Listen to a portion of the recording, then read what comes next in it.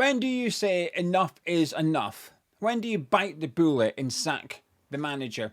And I think the answer varies from manager to manager. You have to evaluate each manager in each club separately depending on their circumstances. But the two managers under pressure in terms of Ruben Amorim and Graham Potter don't really have much going for them. If either or both got sacked today, I would completely understand it. I think there's some managers in the Premier League I could make a case for. Let's just say they lost 5 games in a row. Newcastle United. I'd say, don't worry, Eddie Howe will turn it around. Don't worry about it. If it was Fulham, I'd say, don't worry about it. Marco Silva, good manager. He'll turn things around at Craven Cottage. Because there's evidence. There's evidence to suggest that they're good managers and that they're good fits at their current club, that the players are playing for them. There's lots of reasons as to why you could convince someone or yourself or me that Marco Silva and Eddie Howe would turn things around if they'd lost 5 games in a row. But with Ruben Amorim at Man United, there isn't any. There's no evidence to suggest that he's going to be good at Man U. With Graham Potter at West Ham, there's no evidence to suggest that he's going to be good at West Ham. The complete opposite. There's plenty of evidence, whether it's through watching the game or statistically and you're looking at the data side of it, regardless of if you're judging with your numbers or your eyes, there's lots of evidence to suggest Amorim and Potter, they ain't going to cut it at their clubs. And actually, sooner rather than later, Man U and West Ham United are going to have to make the difficult decision, which is probably going to be to hand these managers a P45 and say, that's it, it ain't working, off you go. But then that leads you on to the next big question. Who's next? Because it's difficult to trust Man U or West Ham to get the next appointment right. But certainly both managers right now are under pressure, and deservedly so too. Anyway, welcome to Tartan Geo. We're going to take a look back at all the action and talking points from the Premier League's weekend. But if you're new to the channel, please do subscribe, and also you could drop a like on the video. That would be absolutely fantastic. Now, I'm going to be a little bit selfish. I've discovered in the last few days there's a thing called hype. You can hype the video, but you only get 3 per week, so use them wisely. But if you wouldn't mind spending one on this video, I would appreciate it a lot. I'm still not sure how you do it. It's in the comment section somewhere. Anyway, so we'll start at the Etihad. Don't know why I'm asking you. I'm going to start at the Etihad. Man City 3, Man United 0. City sort of looked back to their best, didn't they? But I think it was helped by playing Man U. And when I say City, I think some of their players, Erling Haaland looked fantastic, got a couple, could have had a couple more, but he looked absolutely brilliant. I think the runs he was making off the ball were sort of like old Haaland. I feel like we've been missing that version of him for a little bit towards the second half of last season. I feel like we're not getting that version. But even in the first half, he made a couple of really nice runs. And on occasions, he was ignored. On a couple of other occasions, one in particular, O'Reilly picked the ball up and had a shot, but had he left it, I think Haaland would have been through. Really impressive performance from him. I think Phil Foden had a really good game as well, and it's much needed. He's been stinky for quite some time now. So if you could get Phil Foden back to his best, that would help Man City a lot. Because I think if you were to pick the England squad today for the World Cup, he wouldn't be in it. So there's a lot up for grabs for Foden. He's going to need a lot more of them types of performances. But certainly the first half, I think he was really influential. Really clever goal from him too. And I hope I get his name right. Is it Kusanov? Is that how you say him? The right back. He's had a bumpy start to life at City. I thought he played quite well, actually. I thought he did quite well at right back. Donnarumma, I thought, incredible save. 2-0, incredible save from Mbeumo's volley. But Man U just look dire, don't they? They just look like the players don't really have belief in the system too much, and they've got some talented players there. Like Mbeumo's a fantastic footballer. Bruno Fernandes is a fantastic footballer. I really like what I see from Lenny Yoro, although he didn't look great. He didn't have a great game. I like him. But it's just difficult. You look at the situation at Man U and you just cannot see it improving. Put it like this: their next 3 fixtures, they've got Chelsea, Brentford, Sunderland. Do you think they will win any of those 3 games? And if the answer is yes, how confident are you? Or are you just saying it because of sort of law of averages? Because right now, I don't know if I fancy them to win any of those 3 fixtures. Right, this ain't good. Something needs to change at Old Trafford. But how long are you going to keep changing the manager? You know, there's big issues at that club. I think Amorim's just one big problem. Rocked up there. They were reluctant to hire him in the first place because the squad wouldn't suit him. Hired him anyway. Ashworth left. And then they've sort of bought players in for him, but I don't feel like they've gone far enough to do that. Just really disjointed at Old Trafford, but a really poor performance from them on Sunday at the Etihad, but a really good performance by Man City. A very confident performance by Man City. Unfortunately for myself, finished West Ham United 0, Spurs 3. I thought we played all right in the first half, West Ham. I thought we had two big issues. Couldn't defend corners. And we had no striker on the pitch. We're getting the ball high, we're getting the ball wide. Some nice crosses going into the box, but no one there to capitalise on it. I thought we enjoyed the first half of the first half, and Spurs were the better team of the second half of the first half. Potter didn't do anything at half time. We conceded a goal from a corner, and then it all just fell apart. And I've just got this feeling, and I think a lot of us do, that when we go a goal down, we're going to concede 2, 3, 4, and we have been. 4 Premier League games, kept a clean sheet in one. The other 3, we conceded 3, 5, 3. It's not great. And even in the cup game, we conceded 3. It's not great. It's not a good time to be a West Ham fan. It's not a good time to be Graham Potter. He looks out of his depth. Again, statistically, he's sort of the worst ranked permanent manager that West Ham have had for everything, really. Goals, home wins. It's not good. It's a really bad situation. We were terrible in the second half, and Spurs deserved to win. I thought Spence had a really good game from left back. I thought Sarr and Bergvall. I like Bergvall a lot. I feel like he's had a bit of a slow start to the season, but with Sarr, I think he's had a really good start to the season. Scored again. I think he got 2 during the international break, so he's in form at the minute, and he's getting a few goals for his name. But a good win by Spurs, but I don't think they had to work hard for it. And I think the last 20, 30 minutes of the game, Tottenham just cranked it down into training mode. So, because they've got Champions League coming up, and I think you could see that. I think they were resting up ahead of that fixture.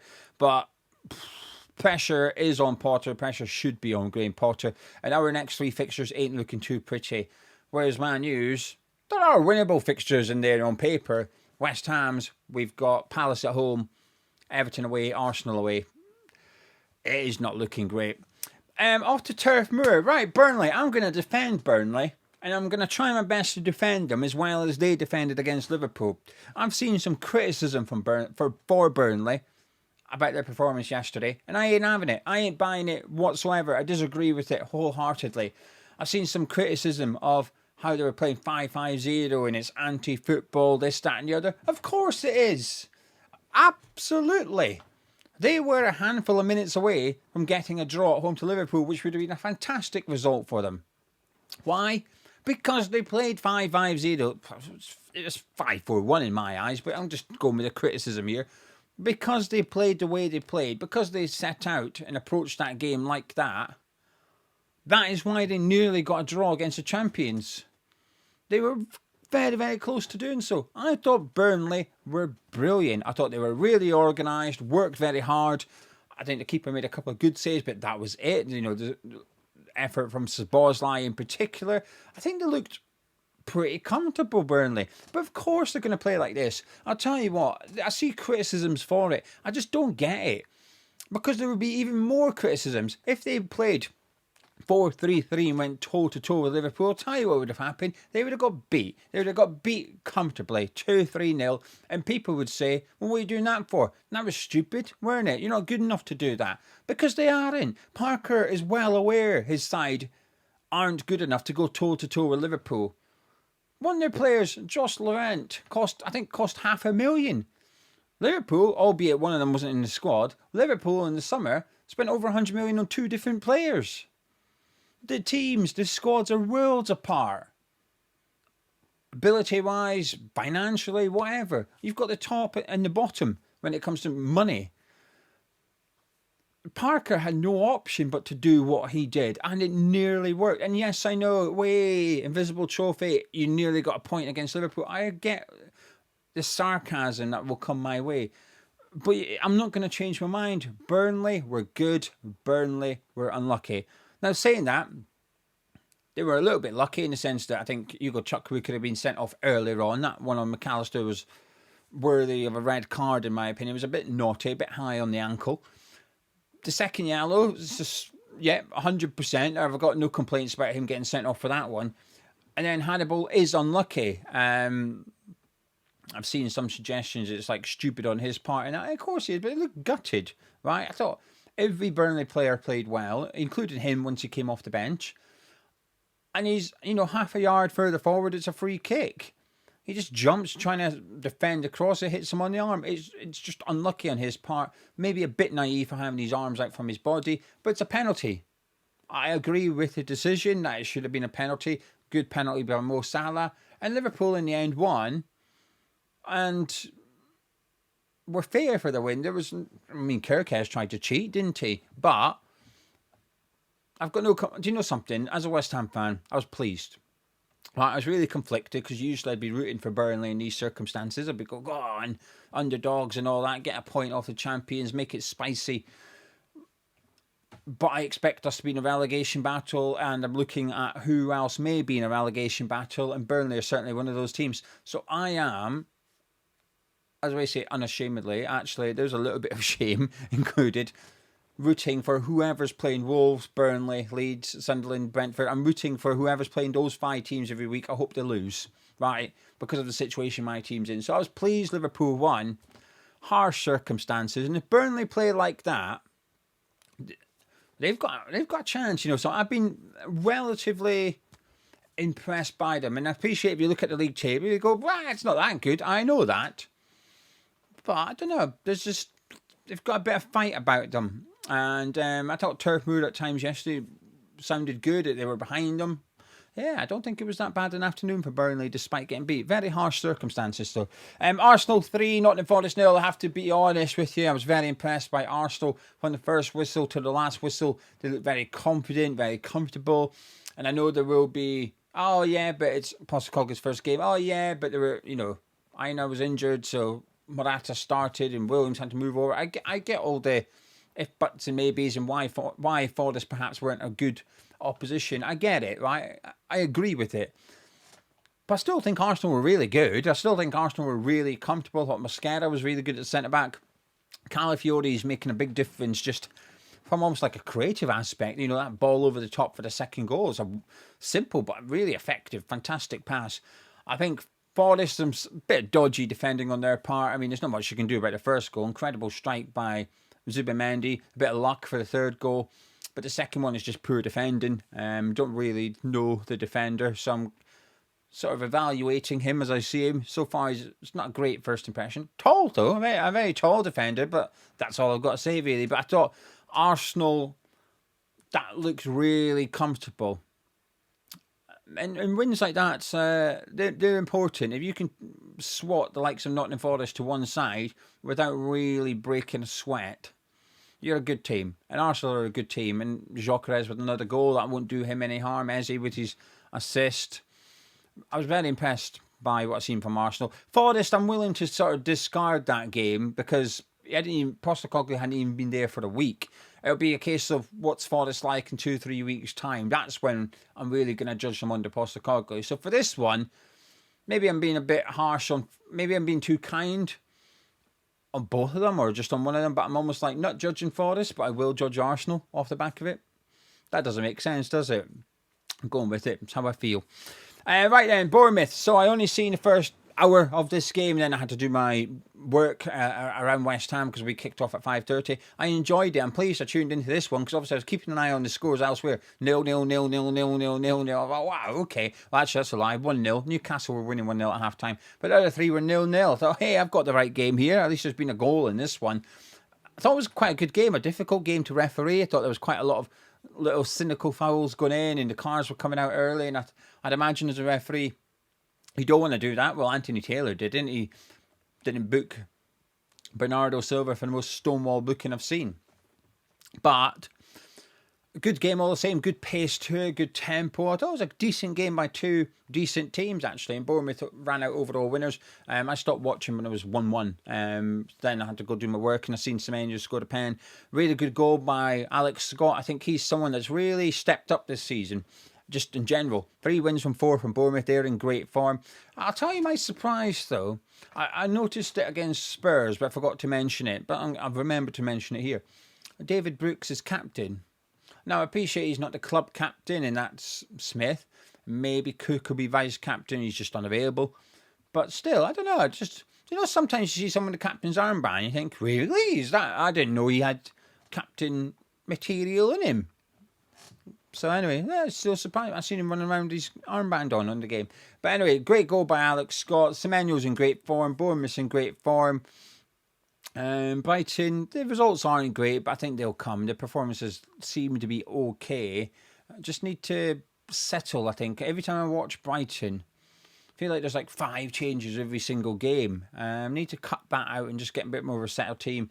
Just a bit clumsy from their centre-backs. I think Lewis Dunk was clumsy in general throughout the game, and then Van Heck was clumsy to concede the penalty. So just a little bit more composure from Brighton. I think they'll be a fine team. But anyway, good win from Bournemouth. Now, obviously, I didn't see these games. Crystal Palace 0, Sunderland 0. Pino looked like he could have bagged the hat-trick, though. He looks like a player I'm going to enjoy watching. I like those types of players.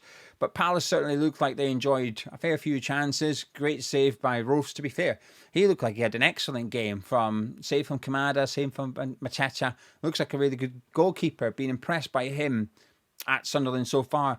But this is a really, really good point from Sunderland. 7 points from 4 games so far. I would imagine if you offered Sunderland fans that at the start of the season, they would have beat your hand off. And so they should, because essentially they've got like, I don't know what, a fifth? They've got 20% of points they need already to stay up. I reckon. I reckon 35 points might keep you up. Maybe you'll need 1 or 2 more. But they're not far away from a fifth of points required. And they've played, a ninth, 1/9 of games. They're doing all right. Plus, I had a look at their upcoming fixtures and I forgot them already. But let me just quickly glance to my phone and see if I can see them really quick. I can. They're not that bad. Aston Villa at home, Forest away, Man U away, Sunderland at home. Right, that run of fixtures. At the start of the season, if you were a Sunderland fan, you would look at this bit and think, Villa at home, Forest away, Man U away. You'd thought, oh, wow, that's a tough run. But now, with the context of what's happened, you're away playing Aston Villa team with no goals, away to Forest, who are unsettled, and then you're away to Man U, who are crap. Now, suddenly, Sunderland have got 7 points on board in 3 games where they could maybe pick up a minimum of 4 points from. Could they get 5, maybe even 6? That would be a fantastic return. Sunderland are looking good at the minute.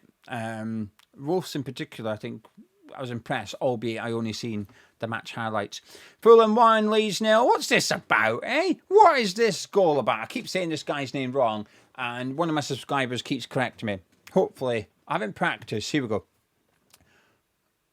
Goodmund Son. It sounds like Goodmanson, doesn't it? I must be saying it wrong. Goodmanson. I don't know. Go with that. Goodmanson. There we go. Own goal. I mean, that's just a wild own goal, isn't it? I mean, I've only seen the highlights, but even they were like, there's not much highlights to show you. Okafor looked like he made a good couple of runs in possession of the ball, but Leeds are just lacking. Anything going forward in open play. I think I speak of the sack race, and obviously I focus on Potter and Amorim. I wouldn't be surprised if Farke was the first one to go out of 3. I thought he'd be the first one sacked in general. Obviously, Nuno's nicked that. But I don't know. I just feel like the Leeds board don't trust Farke, and I don't think he's given much reason to trust him. 4 games, no goal from open play. They've also got the win against Everton, which was good, but it's not, to lose in the 94th minute or whatever it was is harsh. But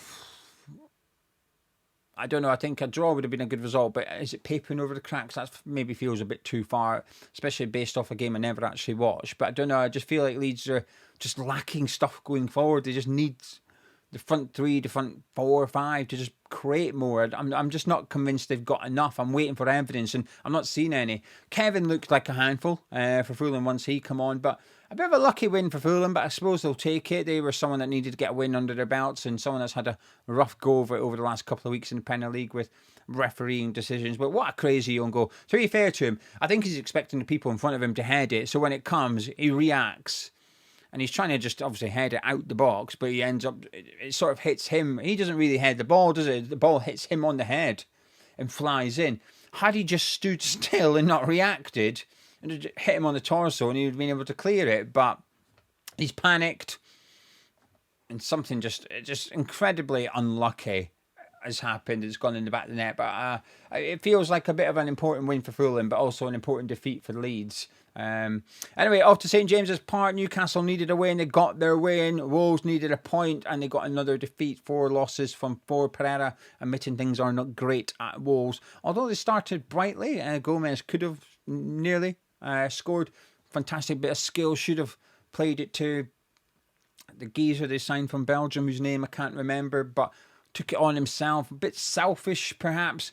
Voltemad got his first goal for Newcastle. Thought a bloody good goal too. Good header, that one, when he's leaning backwards a little bit too. An important win. Again, I've only seen the highlights of this match, though there wasn't loads to write home about. By the way, if you support any team, regardless of who you support, let me know how your team got on. Especially if you're a Leeds fan, a Newcastle fan, Wolves, Fulham, anyone that I haven't seen, Brentford, them more than others, because I want to know what you were thinking. But let me know your thoughts on how your team got on the weekend and anything you noticed from the Premier League that you want to discuss. But a good win for Newcastle, up and running now. Wolves, how long can you go until you start to talk about him being in the sack race? He feels safe at the minute because of last season. But another defeat, 5 defeats out of 5. Conversations have got to be happening, haven't they? Off to Brentford. I'm kind of annoyed I missed this game, actually. It looked like a good one. Brentford 2, Chelsea 2.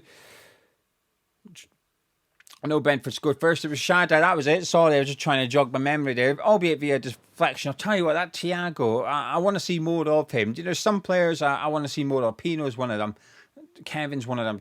Thiago's one I want to see more of, as in I need to watch Brentford more to see him. Because the chance prior that he didn't score Shada, that touch from Thiago just looked excellent. Well, it was excellent. I've seen it. It was excellent. Cole Palmer finally got a goal. Incredible strike by Caicedo, and then a last-minute goal. Really good point for Brentford. And you know something? I'm warming to Keith Andrews a little bit. There's something about me rooting for him. Now, obviously, as established, I'm not rooting for Brentford. But there's something about Keith Andrews. I don't know. I guess maybe it's the underdog story as well, because he is, isn't he? Set-piece coach promoted to head coach of a Premier League club. Wow. Thomas Frank, big shoes to fill. Part of me hopes he's a success. But another part of me hopes he's not.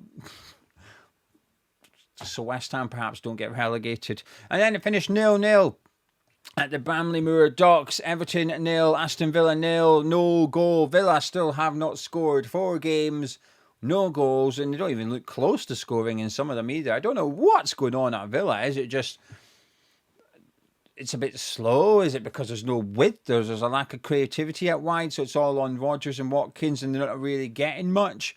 Don't know what's going on at Villa. I've seen them quite a bit this season, and they look okay in spells, but it also looks just a bit stale. It looks a little bit flat at the minute. Do we need to look at Emery a little bit and say, come on, what are you going to do?